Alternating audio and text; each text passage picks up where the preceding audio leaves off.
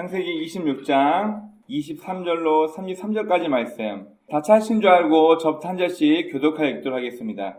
이삭이 거기서부터 브엘세바로 올라갔더니 그 밤에 여호와께서 그에게 나타나 이르시되 나는 내 아버지 아브라함의 하나님이니 두려워하지 말라. 내 종 아브라함을 위하여 내가 너와 함께 있어 내게 복을 주어 내 자손이 번성하게 하리라 하시니라. 이삭이 그곳에 제단을 쌓고 여호와의 이름을 부르며 거기 장막을 쳤더니 이삭의 종들이 거기서도 우물을 팠더라. 아비멜렉이 아우과 군대 아후살과 군대 장관 비골과 더불어 그랄에서부터 이삭에게로 온지라. 이삭이 그들에게 이르되 너희가 나를 미워하여 나에게 너희를 떠나게 하였거늘 어찌하여 내게 왔느냐. 그들이 이르되 여호와께서 너와 함께 계심을 우리가 분명히 보았으므로 우리의 사이 곧 우리와 너 사이에 맹세하여 너와 계약을 맺으리라 말하였노라. 너는 우리를 해하지 말라. 이는 우리가 너를 범하지 아니하고 선한 일만 내게 행하여 네가 평안히 가게 하였음이니라.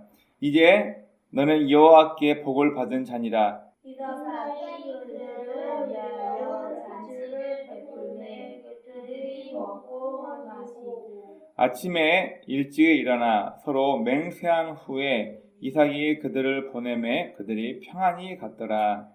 그날에 이삭의 종들이 자기들이 한 우물에 대하여 이삭에게 와서 알리러 이르되 우리가 물을 얻었나이다 하매 다 같이 그가 그 이름을 세바라 한지라. 그러므로 그 성읍 이름이 오늘까지 브엘세바더라. 아멘. 기도하겠습니다. 하나님, 오늘도 우리에게 귀한 건강 허락하시고 하나님 앞에 나와 예배 드리게 하시면 감사합니다. 하나님, 예배 드리는 행위 자체에 의미를 두는 것이 아니라 오늘 우리에게 하시는 주의 말씀을 우리의 마음판 깊이 새겨서 이 말씀이 우리의 태도와 우리의 삶을 움직이는 힘이 되게 하옵소서. 오늘도 부족한 자를 통해서 주의 말씀 전할 때 오직 하나님의 말씀만, 하나님의 마음만 대변하는 예술 되게 도와주옵시고 듣는 귀를 복되게 하사 이 말씀이 우리의 삶을 움직일 수 있는 힘이 될 수 있도록 하나님 인도하여 주옵소서. 예배에 시종을 주님께 부탁드리며 우리 구주 예수님의 이름으로 감사하며 기도드립니다. 아멘. 보통 어떤 일을 특별히 잘하는 사람을 영어로 프로페셔널 이렇게 얘기를 하는데, 여러분 어떤 자격증이 있다고 해서 그 일을 잘할까요? 제가 학교에서 공부할 때 저희 대학원 교수님이 그런 얘기를 하신 적이 있습니다. 다른 사람이 전문가가 아니라 남들보다 그 일에 대해서 더 많이 고민해보고 남들보다 그 일에 대해서 더 많이 시행착오를 겪으면서 많은 경험이 있는 사람이 진짜 프로고 진짜 고수다, 그런 얘기를 한 적이 있어요. 얼마 전에 TV에서 Sing Again이라는 그런 TV 프로그램이 있었습니다. 가수이긴 하지만 세간에 별로 알려지지 않고 활동이 잠깐 중단되었던 사람들을 다시 모집하여서 그들 가운데 다시 이제 노래를 하게 해서 경연 프로그램으로 최고의 노래를 잘하는 사람을 뽑았던 그런 종영된 그런 방송입니다. 그 가운데 유독 많은 사람들에게 갈채와 많은 사람들을 하여금 존경한다. 또 어떤 사람들은 20년 넘게 자기가 원하는 음악을 위해서 한 우물을 팠다. 대단하다라고 많은 사람들이 칭찬받았던 한 사람이 있어서 잠깐 소개를 하려고 합니다. 이분은 평범하게 삶을 살다가 직장인 밴드로 만나서 이 메탈 음악을 접하게 되면서 20년이 넘는 시간 동안 인기가 있건 없건 자기의 생활과 큰 부유함을 갖다 주지 않지만 자기가 하고 싶은 음악을 위해서 20년 동안 건덕지게 계속 메탈 음악을 해왔던 분이 있습니다. 이름은 정홍일이라는 분입니다. 유튜브나 각종 매체에서 이분에 대한 극찬이 많이 나왔고 여러 라디오 프로그램, 아는 형님이라는 프로그램에서 나와서 인터뷰도 하고 방송도 찍었습니다. 제가 왜 이분을 소개했었냐면 이분의 이 음악 프로그램을 통해서 이 자신의 진정성과 열정이 제대로 평가받게 되면서 사람들에게 폭발적인 인기를 받게 됩니다. 견뎌냈다는 거예요. 나도 남들처럼 부유하게 다른 사람이 알아주니까, 다른 사람이 내가 하고 있는 걸 인정해 주니까 그런 것과 상관없이 꾸준하게 한 울음을 파서 결국 모두에게 사랑받는 그런 가수로 등극하게 됩니다. 트롯의 여왕이라는 장윤정 씨가 자신의 후배들에게 이런 얘기를 했습니다. 포기하지 않고 꾸준히 하다 보면 언젠가 무엇가 되었든 뵐 수가 있다라고 그런 얘기를 한 적이 있습니다. 어쩌면 코로나 시국 속에서 우리의 삶은 참 답답하기도 하고 이것 하나 저것 하나 제대로 할 수 없다고 포기하고 싶은 마음이 많이 들 겁니다. 우리는 어떤 마음 자세로 오늘을 견디고 있습니까? 삶의 목적에 따라 살고 있는 것인지, 아니면 지금 내 환경이 이러니까 환경에 끌려다니고 있는 삶인지 우리 자신을 한번 돌아보면서 오늘 이 말씀을 함께 나누기를 원합니다. 오늘 우리가 읽었던 이 본문은 그랄의 왕인 아비멜렉이 일개 족장이었던 이삭을 만나러 약 20km가 넘는 거리를 일부러 찾아옵니다. 여러분, 이 말씀 어디서 많이 들어본 것 같지 않나요? 아브라함이 그랄 땅에 거할 때 동일하게 그곳 왕이 아브라함을 찾아와서 그에게 우리 함께 교약을 맺으시다 했던 것과 똑같은 내용이에요. 일개 족장인데 한 나라의 왕이 20km가 넘는 거리를 일부러 찾아와서 이삭과 만나서 너는 하나님께서 함께 하시는 사람이다. 내가 널 쭉 보니까 너는 단순히 운이 좋고 사업수단이 좋아서 번성하는 게 아니라 너의 삶을 보니까 너는 진짜 하나님의 손이 너와 함께해서 너를 돕는 걸 내가 알게 되었다. 이 아비멜렉 왕이 어떻게 보면 별 볼 일이 없는 이삭을 직접 찾아와서 너와 나와 맹세하고 우리 서로 조약을 맺자라고 얘기를 합니다. 먼저 오늘 본문 26절을 보시기 바랍니다. 자, 아비멜렉은 왕의 이름이 아니고 이 블레셋 땅 그랄에서 왕의 호칭을 아버지는 멜레크, 다스린다 해서 내 아버지는 다스리는 왕이다 라는 뜻으로 마치 이집트의 왕을 파라오라고 부르는 것처럼 이 블레셋 그랄 땅에서는 왕에 대한 호칭을 아비멜렉이라고 부릅니다. 아비멜렉입니다. 26절 보면 아비멜렉이 자기의 영향력 있는 친구 한 명을 데려오고 또 군대 장관을 데리고 와서 이삭과 함께 계약을 맺습니다. 그 얘기는 뭐냐면 나에게 가장 영향력을 줄 수 있는 이 사람이 나의 증인이고 또 가장 큰 권력을 가지고 있는 군대 장관이 너와 나의 사이에 이 언약을 맺는 증인이 된다. 일부러 증인이 될 사람 2명 이상을 함께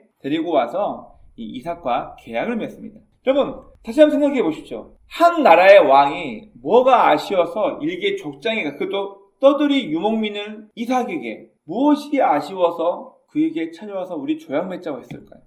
그것도 20km가 넘는 거리를 일부러 찾아오게 됩니다. 우리 앞에 지도 한번 보도록 하겠습니다. 이스라엘 지도가 위아래로 길기 때문에 이걸 좌우로 살짝 눕힌 겁니다. 여기가 사해바다이고 먼저 블레셋 땅, 그랄 땅이 어딘지 한번 확인 한번 해보겠습니다. 여기 보이시는 이 빨간 점이 블레셋의 그랄 땅이고 여기 보이는 파란색 점이 바로 브에시아바입니다. 여러분 지도선에 보면 등고선도 나와 있고 여기 보면 한 칸 격자가 있습니다.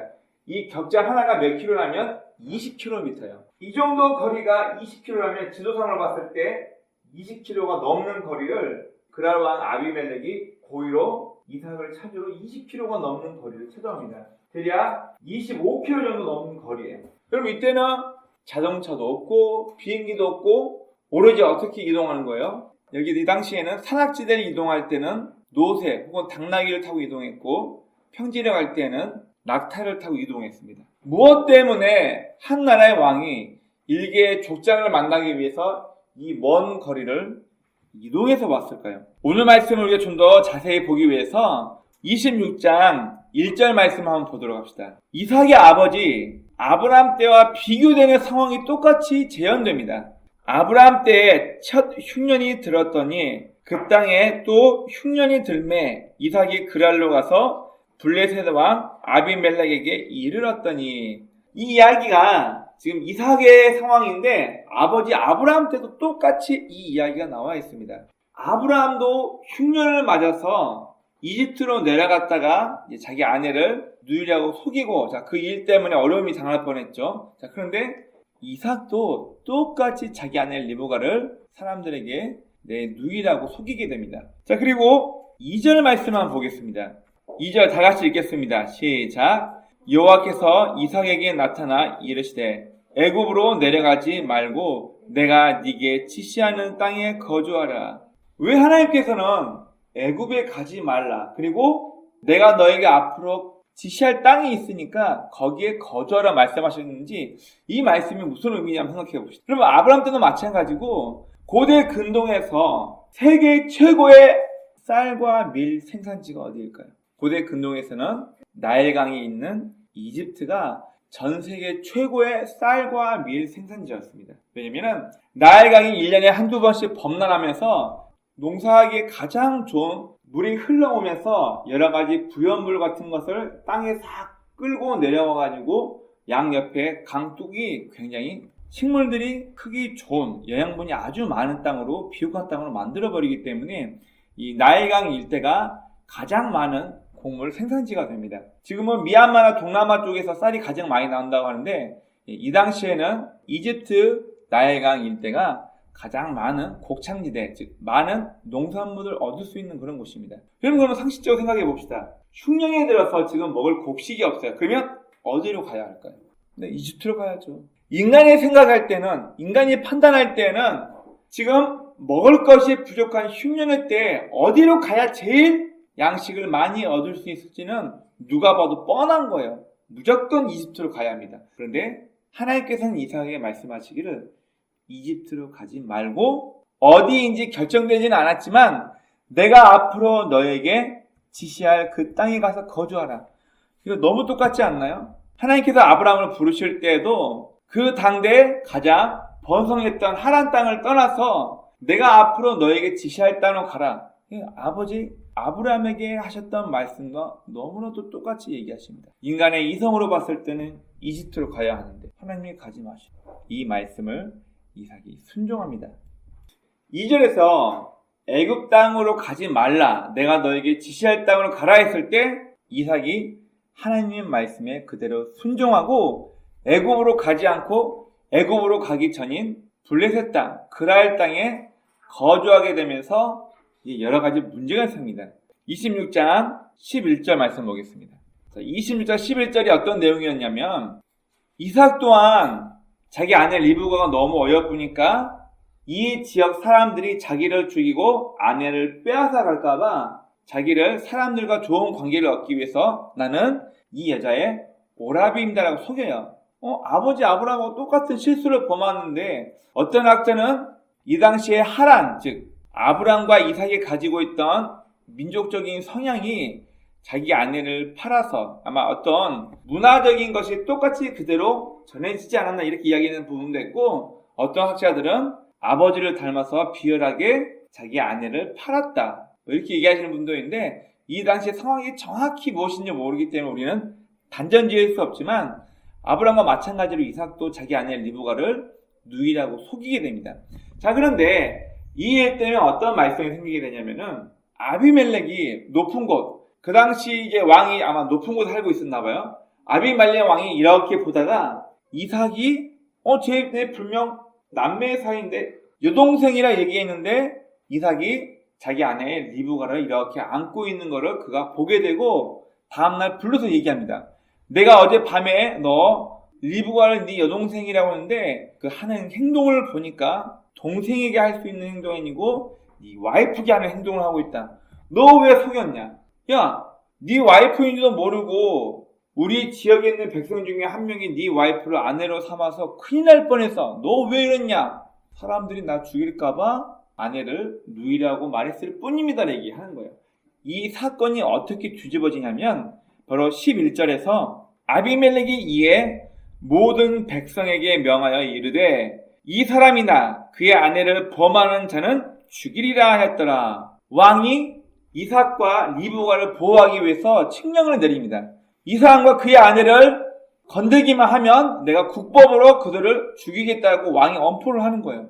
하나님의 말씀에 순종하여 애굽에 내려가지 않고 블레셋의 그랄 땅에 거주했을 때 처음에는 불안했어요. 아내를 동생이라고 속이면서까지 살고 싶었어요. 그런데 이게 하나님의 방법으로 정복되어서 오히려 그 나라의 가장 힘있는 통치자였던 아비멜렉 왕이 이삭의 가족을 건들기만 하면 그들을 사형하겠다고 국법으로 그들을 보호하게 됩니다. 자, 그리고 좋은 일만 있으면 좋겠는데 여러 가지 좋지 못한 일도 있습니다. 우리 12절부터 22절 말씀 한번 봅시다. 이삭이 그의 농사를 지었을 때 100배나 많은 결실을 맺게 되는 거예요. 어라? 쟤는 외국인인데, 우리 블레셋 사람도 아닌데 다른 나라에서 이주해온 유목민인데 쟤는 우리보다 더 많이 이번에 농사의 결실을 얻었네. 성경에서는 12절, 13절, 14절 보세요. 12절 보면 농사에서 그의 100배나 결실을 얻었고, 13절 보면 그가 창대하여 마침내 거부가 되었다. 그리고 14절 보면 얼마나 그에게 양과 소가 많았던지 블레셋 사람들이 그를 시기하기 시작했다라고 성경이 얘기하고 있습니다. 이 시기심 때문에 어떻게 하냐면은 이삭이 우물을 팔 때마다 와가지고 시비 걸고 싸우는 거예요. 그의 아버지 아브라함 때 팠던 우물도 시기심에 다 그 우물을 메워버리고, 이삭이 자기 종들과 함께 물을 얻기 위해서 우물을 파놓으면 그것도 메워버리고, 또 다른 지역으로 가서 우물을 파면 또 메워버리고 싸우고 가져가 버리는 거야. 야, 이거 네 거 아니야. 이건 우리 땅일 거야. 너네 가. 니네 이 땅에서 나가.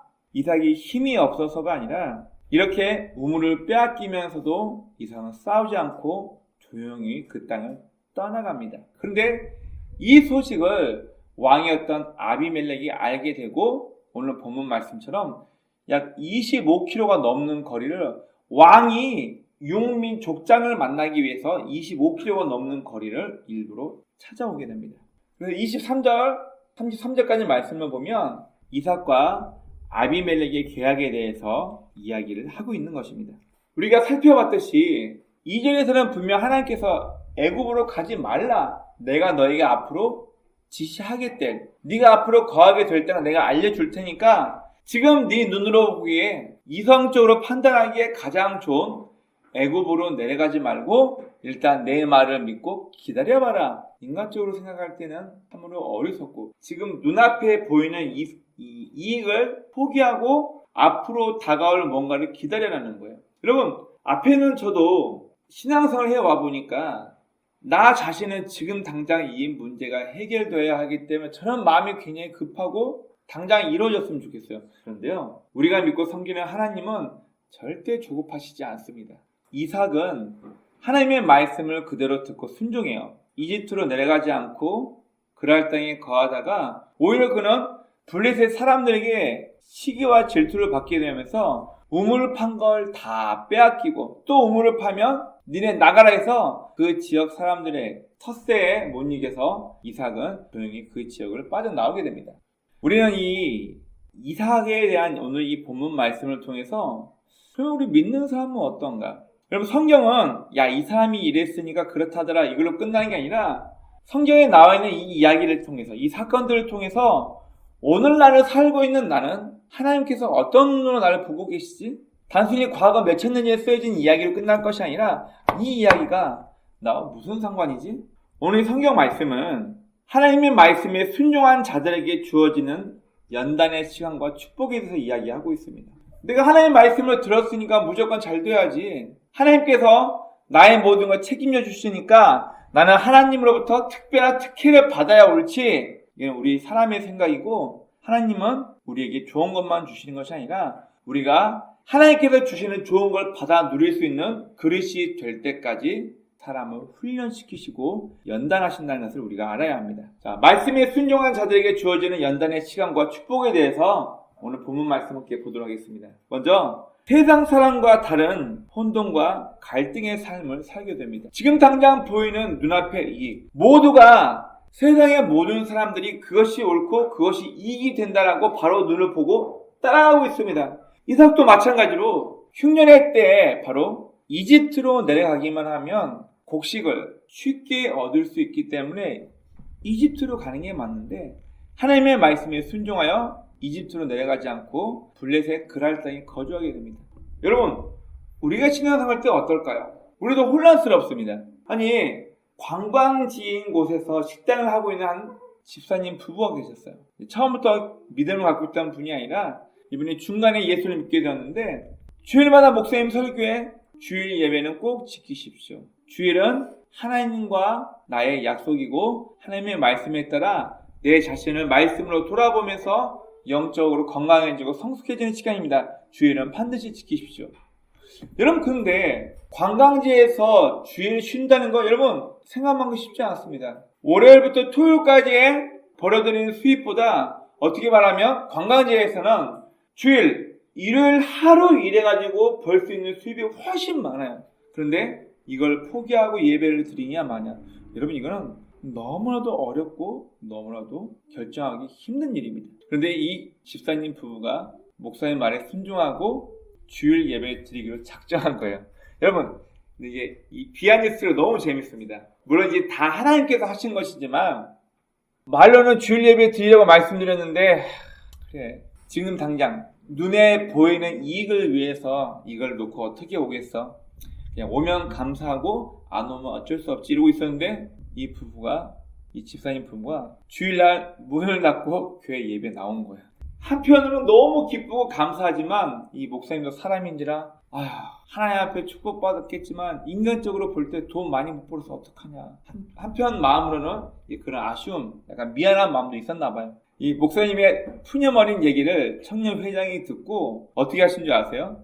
주일날 문 닫고 예배드려 오신 집사님 부부 가게에 대해서 이 청년들이 블로그에 SNS에 유튜브에 뭐 이런 SNS 여러 가지 매체에다가 이 집사님 부부가 운영하고 있는 가게에 여러 가지 좋은 장점에서 얘기했는데 평일날 어마어마하게 많은 손님들이 끌리기 시작했다는 거예요. 그래서 오히려 주일날 문 닫아서 손해봤던 것보다 더 배로 평일날 더 많은 장사가 되었다고 간증한 얘기를 제가 한번 들은 적이 있습니다. 여러분 생각해 봅시다. 이게 쉬울까요? 물론 이 이야기는 사람의 도움도 들어갔지만 그 이면에 하나님께서 도우신 것도 우리가 기억을 해야 할 것입니다. 지금 당장 네 눈앞에 지금 당장 대부분의 사람들이 이익을 얻기 위해서 쉽게 선택할 수 있는 것을 포기해야만 할 때 우리 신앙인들은 갈등하게 되는 거예요. 내가 지금 제대로 사는 게 맞나? 나도 남들처럼 해야 하는데 나만 이렇게 괜히 고집 피우면서 힘들게 사는 게 아닌가? 믿음으로 사는 사람들은 이런 갈등을 다 겪을 수밖에 없습니다. 그리고 두 번째, 세상과 다른 삶에 대해서 질타와 시샘을 받게 됩니다. 너네는 뭐냐? 우리가 하나님의 말씀에 순종하고 갔을 때 여러분 예수님 말씀처럼 우리가 세상에 속하지 아니하기 때문에 세상으로부터 미움을 받는다고 요한복음에 말씀하고 있습니다. 여러분 우리가 제대로 예수님 믿고 있다면 한 번쯤은 세상 사람들이 왜 꼭 너처럼 그렇게 해야 돼?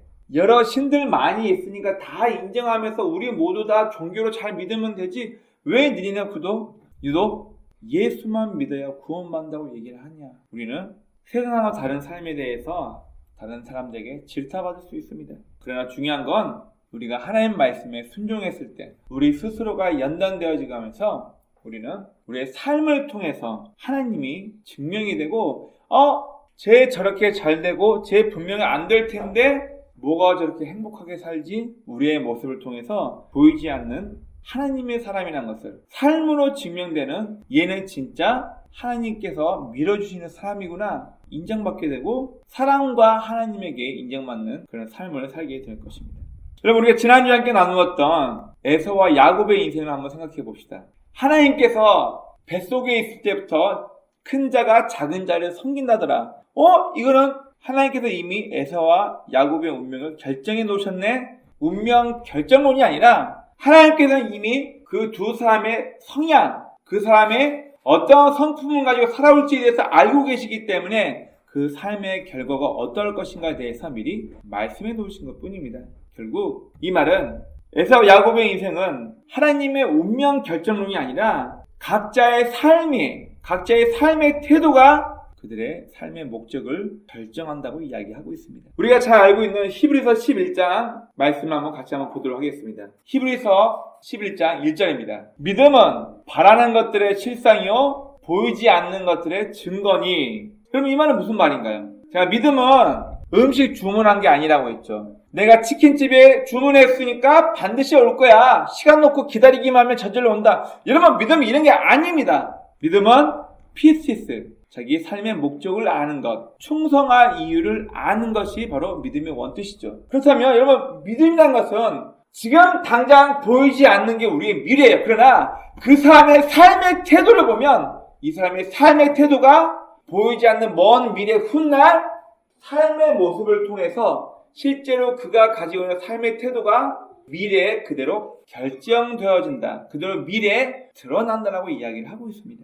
바로 삶의 목적은 보이지 않지만 그의 삶을 통해서 입증된다. 바로 이 히브리서 11장 1절에 우리말 해석이 이렇게 되는 것입니다.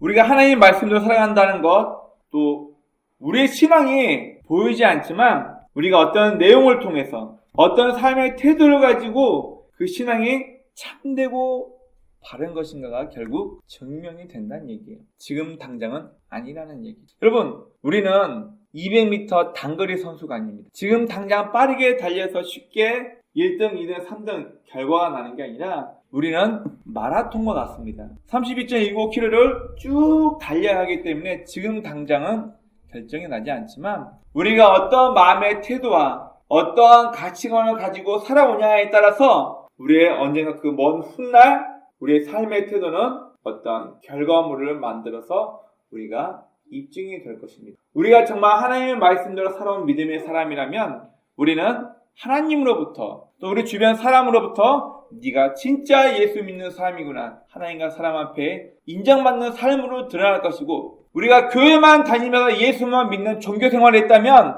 우리의 세월이 흘러갔을 때 훗날 그 누구에게도 인정받지 못하고 하나님에게도 인정받지 못하는 종교만 기독교인으로 남는 그런 삶으로 전락될 것입니다. 우리 신앙인이 눈앞에 보이는 이익을 포기하고 하나님 말씀으로 살아갈 때, 또 앞에는 저도 내가 그 개척하에서 여러 가지 힘들고 어려움이 많이 있는데 이걸 끌고 가는 게 맞는가? 때로는 이 길이 맞는지, 나도 남들처럼 살아야 하는 건 아닌지 의심과 갈등 속에 살 수도 있습니다. 하지만 분명한 것은 지금 우리의 삶을 통해서 우리가 연단받고 준비되고 있는 과정에 있다는 것을, 이것 또한 하나님의 계획에 있다는 것을 우리는 기억해야 할 것입니다. 광야 학교, 하나님께서 아브라함과 그의 후손에게 허락하신 가나안 땅, 약속의 땅은 무엇이든지 풍족하고 넘치는 물질적으로 풍요로운 곳을 말한 것이 아니라 하나님이 있으면 살 수 있고 하나님이 없으면 도저히 살 수 없는 그 땅을 하나님께서는 약속의 땅이라고 아브라함의 후손들에게 약속으로 주신 것입니다. 주님만 바라보며 살 때는 모든 것 부족함 없이 살 수 있지만 주님 바라보지 않고는 도무지 살아갈 수 없는 땅, 바로 광야를 그렇게 표현하고 있는 것입니다. 이 믿음, 신앙을 위해 인내하며 견디는 삶은 자기 자신을 하나님 앞에 온전한 모습으로 만들어지게 합니다. 우리가 완벽하진 않지만 우리가 믿음을 따라갈 때, 내 신앙대로 살려고 했을 때 우리에게는 많은 연단과 고통이 따릅니다. 많은 내적인 갈등도 오고 인간적으로 많이 고심하게 만듭니다. 그러나 하나님께서는 우리가 하고 있는 이 삶의 내용들, 내가 과연 이게 맞는 것인가? 내가 과연 신앙을 위해서 남들처럼 살지 않고 왜 이 길을 돌아와야만 하는가? 이런 내적인 갈등과 연단을 통해서 하나님은 우리 자신을, 각 개인을 만들고 가고 계시는 과정이라는 것을 우리가 기억해야 합니다. 훗날 우리에게는 위로부터 주어지는 보상과 확신으로 더 굳건하게 우리는 이 길을 갈 수 있을 것이고, 그 삶의 목적과 원동력을 우리 모두가 얻게 될 것입니다. 원하옵기는 아브라함의 하나님, 이삭의 하나님, 야곱의 하나님, 그들의 삶이 평탄하지만 않았지만 그들이 하나님의 말씀을 듣고 하나님의 말씀대로 쫓아갔을 때 많은 어려움과 고통이 있었지만 이 모든 것들이 다 합력하여 결국 그들은 하나님의 사람으로 점점 만들어지고 있는 과정에 있다는 것을 우리는 기억해야 할 것입니다. 우리가 신앙으로 하나님의 말씀으로 인내하며 견디는 삶은 때로는 세상적으로 갈등도 오고 여러 가지 어려움을 통해서 우리에게 내적인 많은 혼란이 찾아올 수도 있습니다. 그러나 우리의 삶은 때로는 누군가에게 비난과 질타의 삶을 살 수도 있지만 우리가 실수하고 잘못한 것이 아니라 하나님 말씀대로 따라갔을 때 이 비난과 질타는 훗날 너는 진짜 하나님의 사람이구나, 너는 종교로 믿는 것이 아니라 너는 정말 하나님을 제대로 믿어온 사람이구나 인정받으며 하나님과 사람 앞에 진짜 주의 사람이라는 것이 입증될 날이 올 것입니다. 오늘 본문에서 그랄 왕 아비멜렉이 엄청 먼 거리를 찾아와서 하나님께서 매 순간 너의 삶을 복주시고 함께 하시는 걸 내가 봤다. 너 나랑 협력하자. 너 나랑 교양 맺자 했던 것처럼 오납기는 저의 삶이 여러분들의 삶이 세상 사람들이 여러분의 삶을 보고 너 나랑 가까이 지내자. 말은 하지 않더라도 쟤는 진짜 정말 하나님께서 함께 하시는 사람이구나. 누군가 보고 주변 사람들이 친구할 수 있는 그런 하나님의 사람이 되길 주의 이름으로 축원합니다.